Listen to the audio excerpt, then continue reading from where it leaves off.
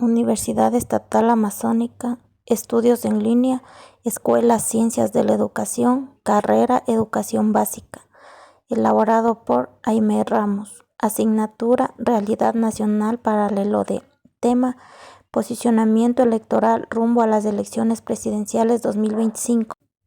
Una pequeña introducción sobre la política en Ecuador. La política en Ecuador en los últimos 5 años ha estado marcada por un periodo de transición y tensiones sociales tras la presidencia de Lenín Moreno, 2017-2021, quien rompió con las políticas del expresidente Rafael Correa. El país enfrentó fuertes protestas sociales, como las de octubre de 2019, provocadas por medidas de austeridad económica. En 2021, Guillermo Lasso asumió la presidencia con un enfoque liberal en lo económico, pero su gobierno ha enfrentado dificultades para implementar reformas debido a la fragmentación política y a la crisis generada por la pandemia de COVID-19. Además, la polarización política y el resurgimiento del movimiento indígena han influido significativamente en el escenario político actual.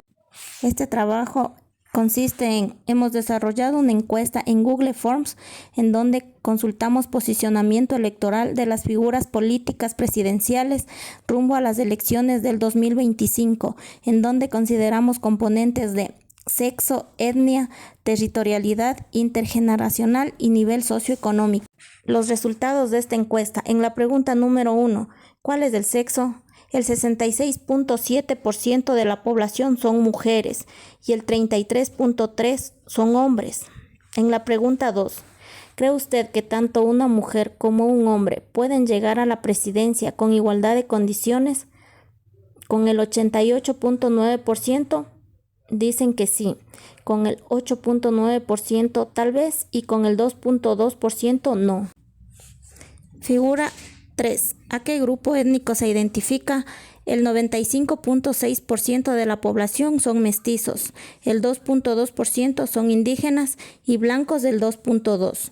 Figura 4. ¿Considera importante la pertenencia étnica del candidato en su decisión del voto? Con el 62.8% considera que no, con el 27.9% que sí y con el 9.3% tal vez.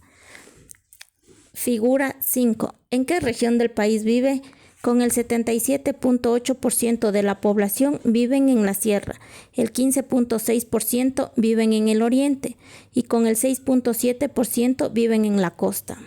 Figura 6. ¿Vive en una zona urbana o rural? Con el 68.9% la población vive en una zona urbana, con el 31.1% viven en una zona rural. Figura 7. El 42.2% tiene una edad de 26 a 35 años, el 26.7% de 18 a 25 años, con el 24.4% 36 a 45 años, con el 4.4% 46 a 55 años y con el 2.2% 56 a 65 años. ¿Cuál es su nivel de ingresos mensuales? Figura 8. Con el 60%, el nivel de ingresos es menor de $500. Con el 33.3% es de $500 a $1,000. Y con el 6.7% es de $1,001 a $2,000. Figura 9. ¿Cree usted que su situación económica mejoraría con un nuevo presidente? El 53.3% cree que tal vez, el 24.4% que sí y el 22.2% que no. Figura 10. Si las elecciones presidenciales fueran mañana, ¿para qué candidato sería su voto? Con el 52.3%, el nuevo presidente sería Daniel Noboa. Con el 25%, Jan Topic. Con el 20.5% Luisa González y con el 2.3% Leonidas Issa. En conclusión, tenemos que las preferencias políticas varían significativamente entre las zonas urbanas y rurales de Ecuador, con los centros urbanos inclinándose hacia candidatos más tecnográficos o empresariales, mientras que las áreas rurales tienden a respaldar líderes más alineados con políticas populistas o comunitarias. Además, la generación más joven, nacida en la era digital, podría inclinarse hacia los candidatos que promuevan el cambio social, el ambientalismo y la inclusión, mientras que los votantes de mayor edad podrían seguir prefiriendo candidatos que representen estabilidad y experiencia. Muchas gracias por su atención. Eso ha sido todo.